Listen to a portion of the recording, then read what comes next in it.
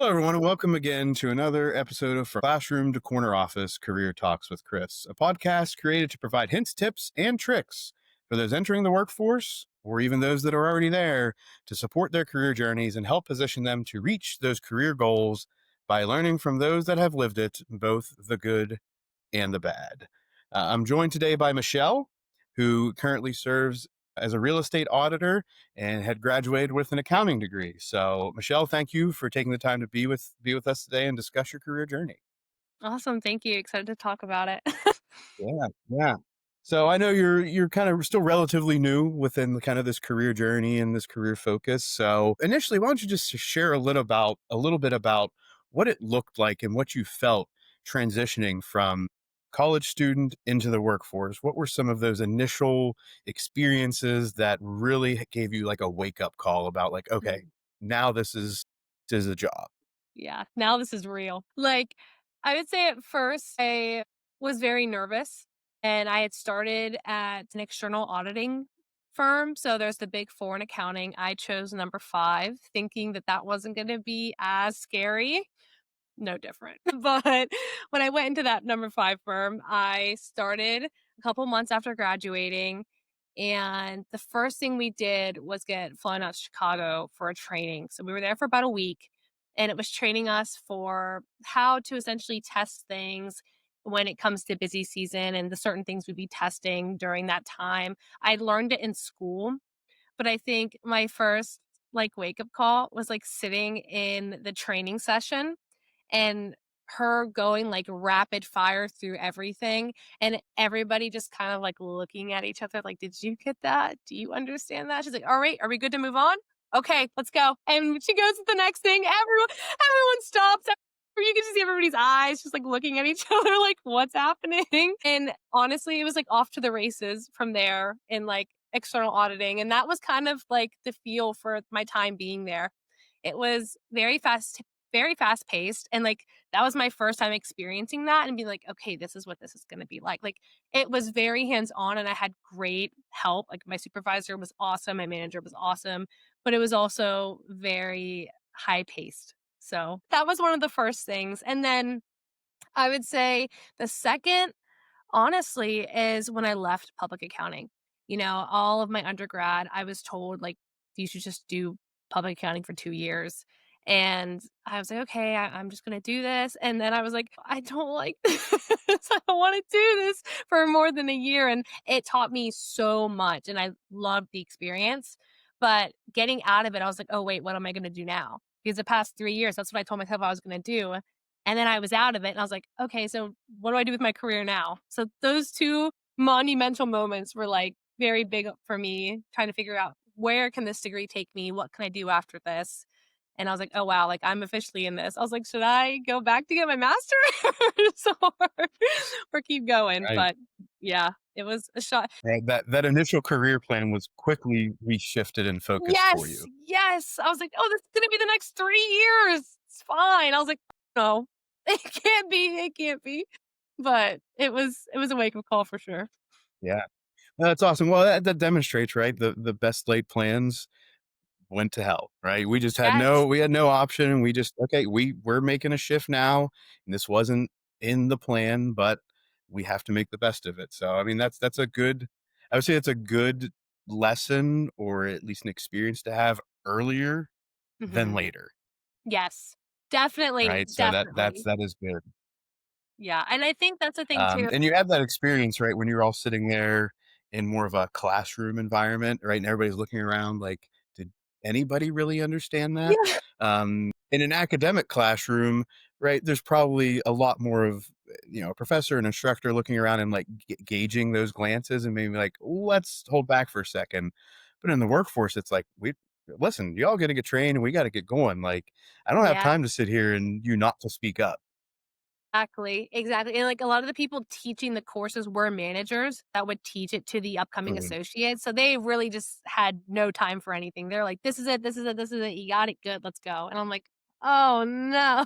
But Right. it taught me how to be fast paced, and at the end of the day, it was fine, but in that initial moment, everybody's like a baby. We were all post-grad, fresh post-grad, joined up as a team about the same age. didn't know what this was, and we're like, "Oh, wow." Like, I think in all of our heads, we wanted to know everything perfectly, and if we didn't know everything perfectly, we panicked. And I think in my career, there's times where I've realized, like, you're not gonna know 100% of the answer, and you're still gonna have to keep going, and that's definitely something to navigate when you wanna know everything, if you get what I'm saying. Right. When you're that personality that's, I need to know everything right now because I want to be perfect in doing it, Yeah, and that's not possible. exactly. It's a rude awakening at first. Right.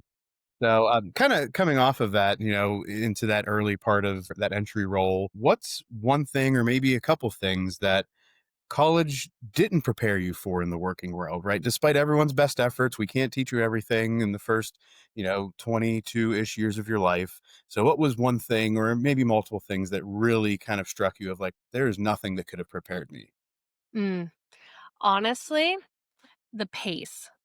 The pace of work. Because as a professor, you can't really give your students 1,000 assignments and tell them to get it done in a week. But like at certain times in your career, it is like that. And my first week of busy season, I clocked 55 hours, and that was on the low end of my busy season. Usually it would range from like 65, maybe even 70, but like for the most part, it was 55 or 65 between that.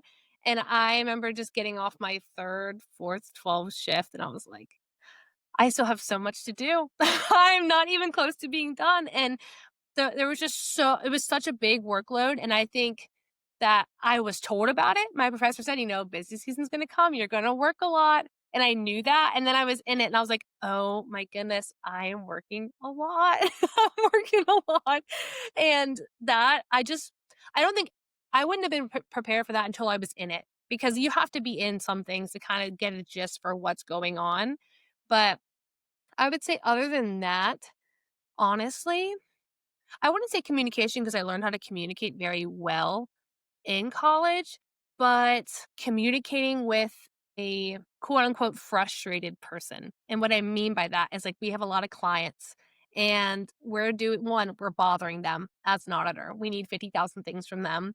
They don't want to give it to us. And then we have to tell them, hey, you can't do this. Well, they don't want to do it that way.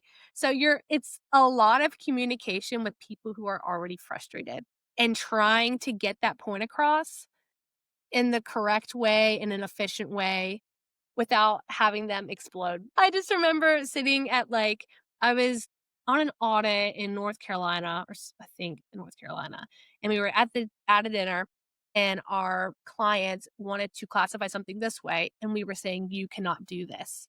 And they were trying to sell, and if they had to reclassify this thing, it was gonna bother the people who are trying to buy this company. So essentially, there's a lot of high stakes.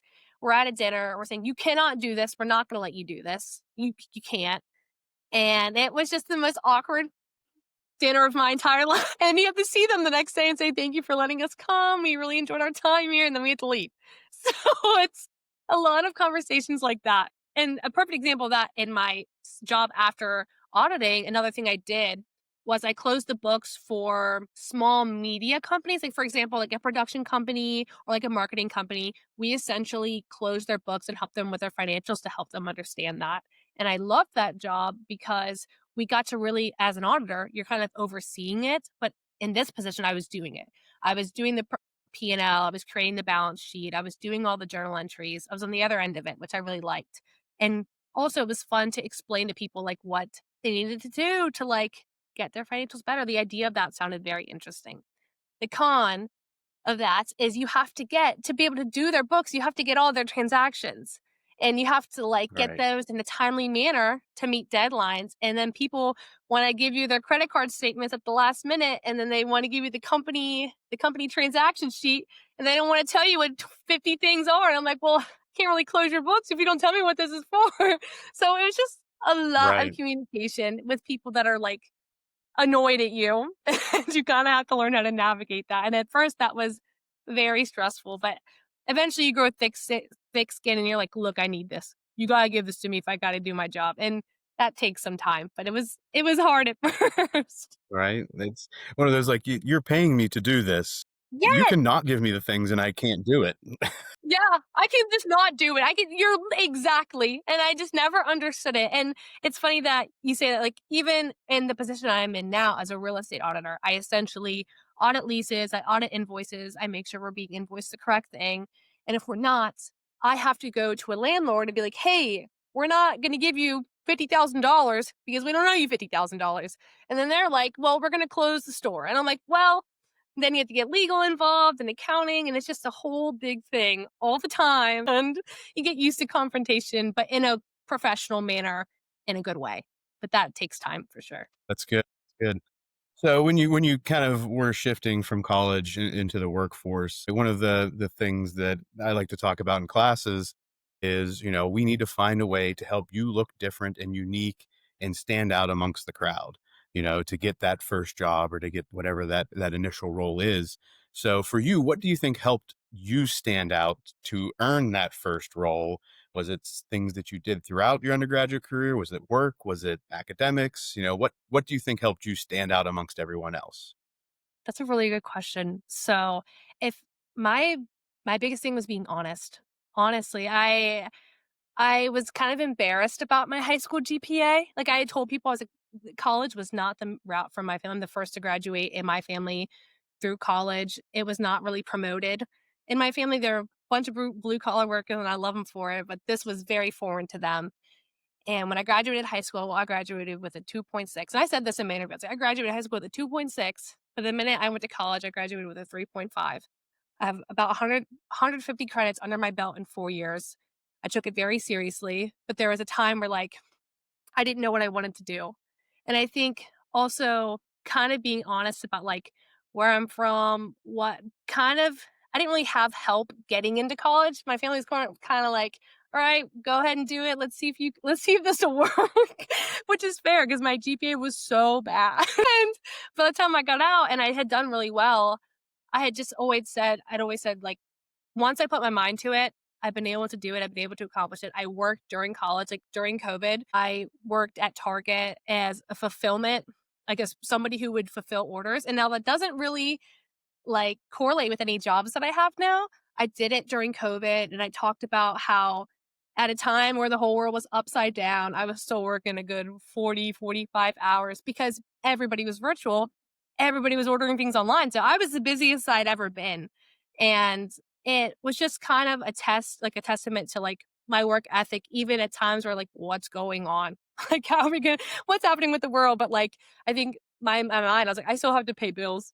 So I'm going to work. And it taught me a really, really good work ethic. It taught me how to be extremely busy and how to handle that. And another thing is it taught me with deadlines. For example, in that, I'd always say, like, we had to make sure several thousand orders got on our shipment truck to get out to people. We had to meet that deadline, whether we had a whole team or not.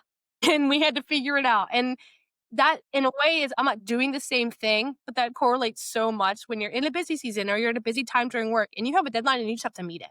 You just have to meet it. And that comes with the pace of things I was talking about earlier. But I'd always talk about how like my work ethic and my job in college and in college could help me with my career that I was applying for. So that's what I always tried to do to stand out.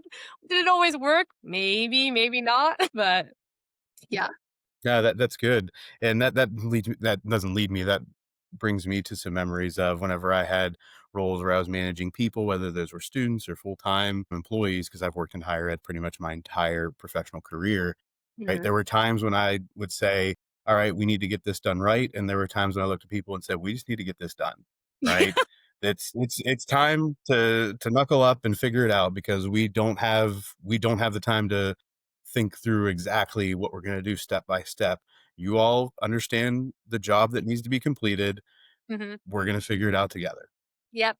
That is whether it looks good or whether it's ugly, it's gonna get done, and that's what's gonna matter. Right. There's the completion of task is of the utmost importance today. Yeah.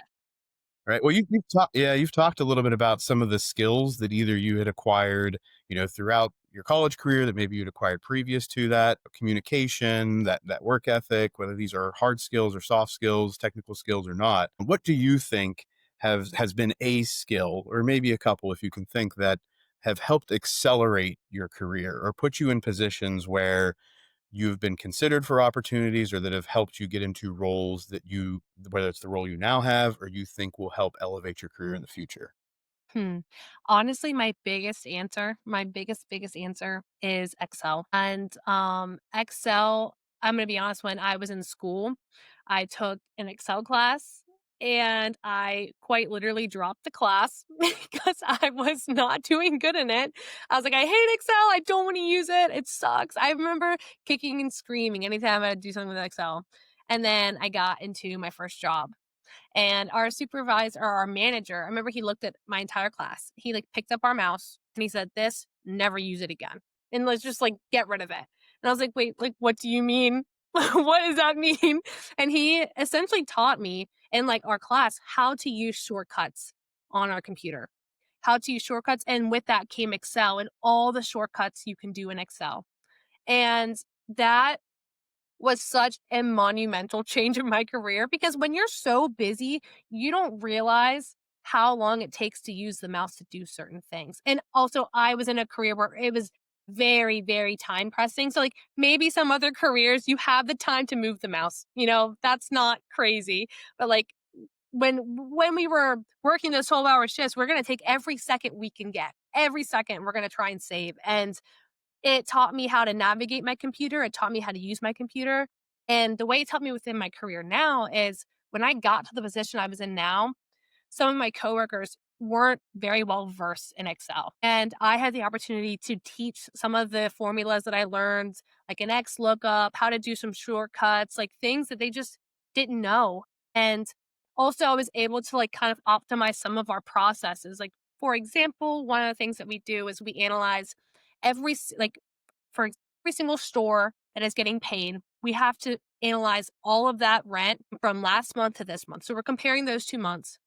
We have to compare them and see if there's any difference, even if it's a penny. If it is 1 cent off, we need to see why it's 1 cent off for over 200 stores, month over month. And with Excel, you can do that in seconds. And before I got there, there were some processes where it just wasn't used. Like if there was a variance, there was somebody trying to just go one by one and figure out the difference. And I was like, oh my goodness, this can all be solved within seconds, which is not their fault. They don't know. But like because of Excel, there's so many things that can be done like that. And that is definitely the biggest tool that has helped me in my career. And it also made me look good in my interviews because like I feel like a lot of people say Excel proficient and then they get into their role and they're like, oh no, I don't know if I can do this. And because of my like first job, I felt very Excel proficient when I wasn't in school.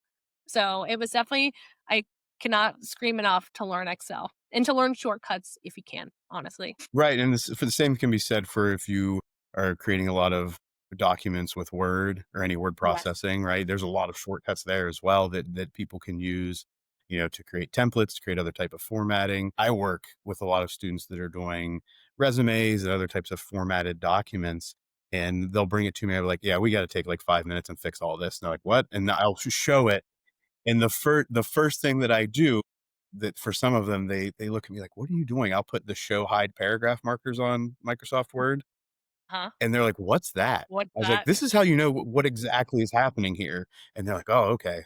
Then they look at me weird. But just for your benefit and for people that are watching, I'll explain what we have here. This is my mouse pad, I and love that. Oh my yeah, goodness, I need that.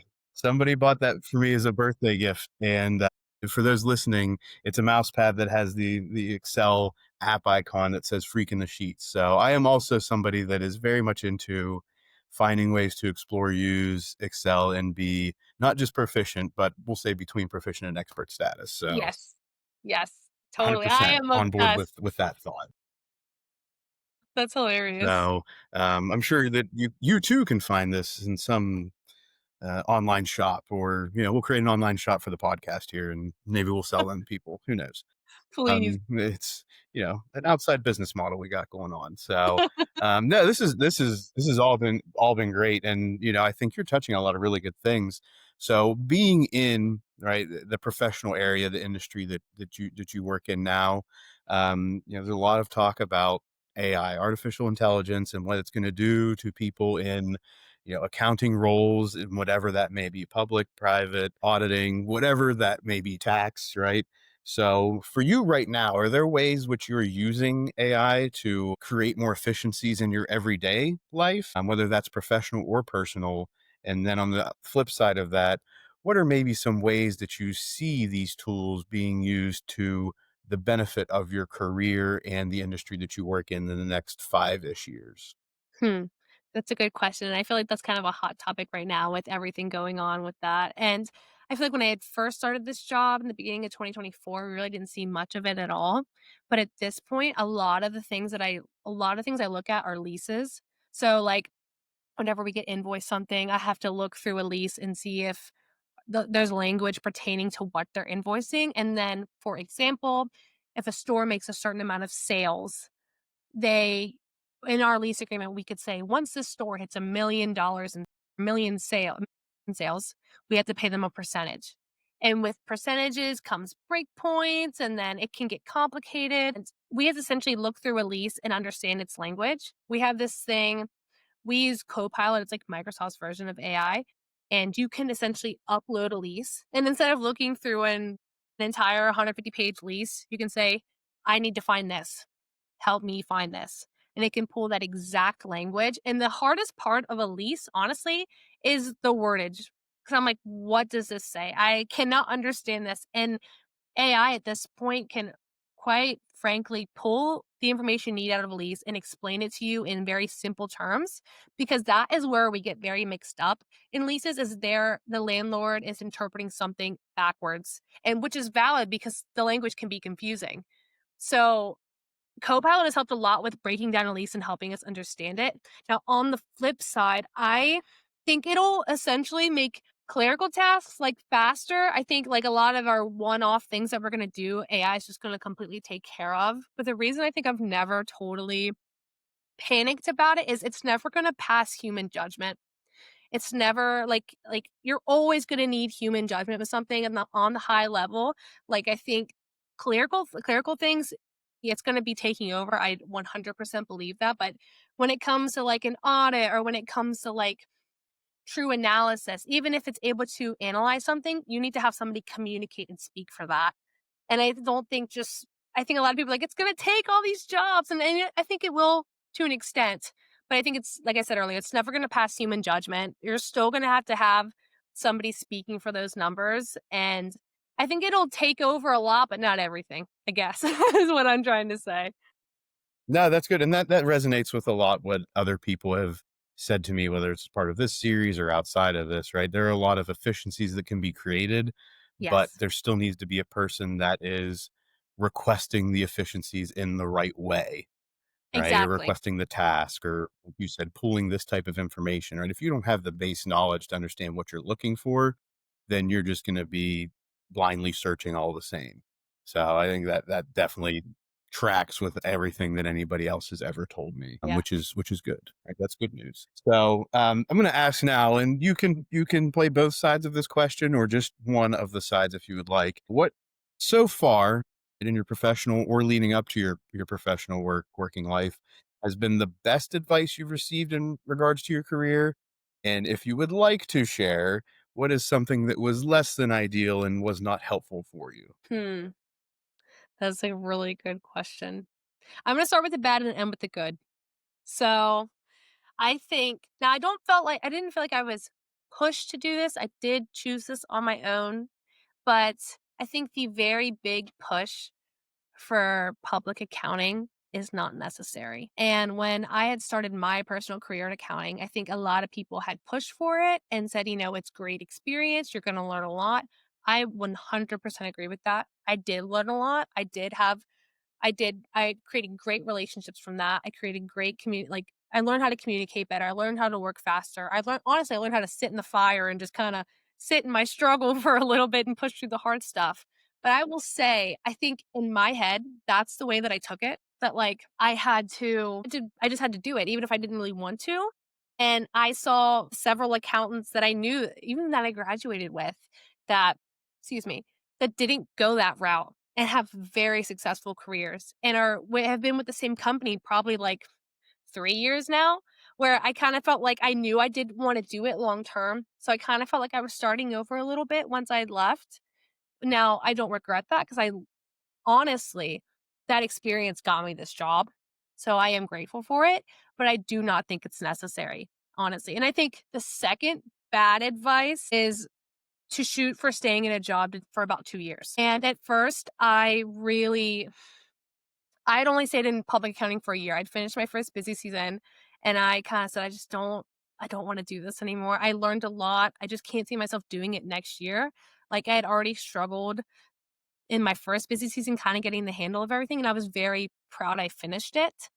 But I was like, it needs to change. So then I, I started looking for other jobs. I had somebody reach out to me with a way smaller company, like probably like 16 people. So the exact opposite of what I was with.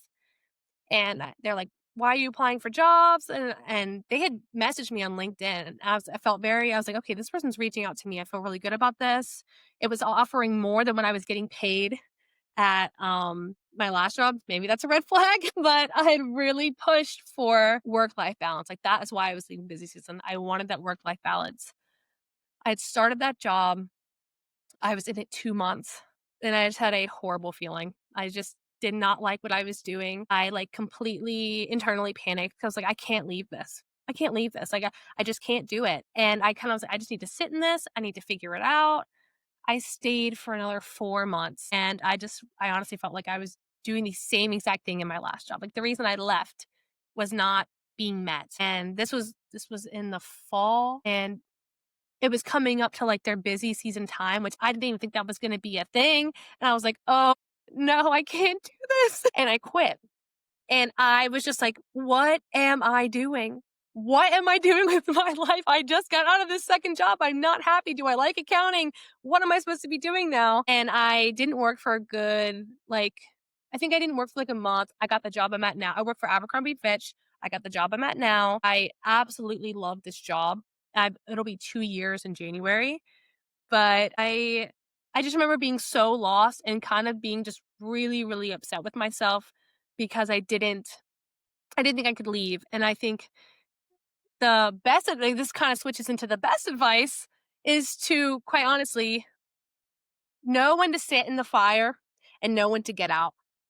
I think I'm a very big advocate for when it gets tough to not just jump. You know, like in busy season, it was really, really hard. And I was like, oh, this sucks. But I want to finish this. I have a team. I have people depending on me. I don't want to leave because then they're just going to do my work. And I also it was hard, but I had never had the idea of leaving because I love my coworkers so much. It's just the hours, they sucked, to be honest. And I could handle that because my team was great and I knew what I was getting into. I think with this second job, I wasn't ready. It wasn't what I thought it was gonna be. I wasn't prepared for the hours because I was leaving my previous job because of the hours, and I remember I was, like, working a really, really long day, and I had, like, a mentor essentially be like, "You tried it." And also, I think I was worried about what everybody else thought because sometimes who isn't? And I was just like they were just like, you tried it, you gave it all you got, and you're not happy." And if I hadn't left that job, I wouldn't have been working with this company, and I wouldn't be as happy as I am now. So, like, I think it's important to know when you kinda have to sit in it for a little bit and kinda get through the grit, but you also have to know, "Hey, like, this is enough." And also, I got a job I liked. It's fine. I didn't stay at a company for 2 years. You don't have to do the same thing everybody else does to get where you wanna be. And I think that was the thing too. I also did not have a plan B. I was like, "All right, I'm just gonna quit. I don't know what else to do." And my friends were like, "Michelle, that's not a great idea." And I was like, "I'm quitting." I did, and I found a job rather quickly, and it was fine. But I stick to your gut, and if you don't love it, don't stay. It's not worth it. So, best advice I've ever been given, honestly. There you go. Do you want to attribute that to anybody? You want to shout them out or? No, I'll keep it secret. Okay. That's a good secret. It's your secret. All right. So, thank you again, Michelle, for taking all this time, right? Especially, right, how you've navigated like some challenges and really, I think, some internal struggles, right? Yeah. Considering what does my career look like? It's not following that prescribed path that I expected. And here's some ways to pivot and find opportunities and find a role and find a niche that you enjoy, provides the balance you're looking for, right? That's a big piece, especially earlier in your career to making it the best it can be for you, because you don't want to suffer for 5 to 10 years and then find what you want, right? The goal is to explore early and get in that and then find those passions and then help them flourish through the rest of your career. So, on that note, are there any final words of wisdom that you would wish to share with to be graduates, those entering the workforce, or anyone that's just trying to figure out the next step in their journey? It's a great question. Know what to ask when you're being interviewed. Don't just like, for example, if you are getting hired for a position, ask why they are hiring. Figure out whether it's they're replacing somebody or whether it's because the company's growing. I think in previous interviews, I hadn't asked the right questions to get the right idea of what was kind of going on behind the scenes. And don't get me wrong, they won't tell you everything, but you can always try and ask. And also, don't expect your first plan to work.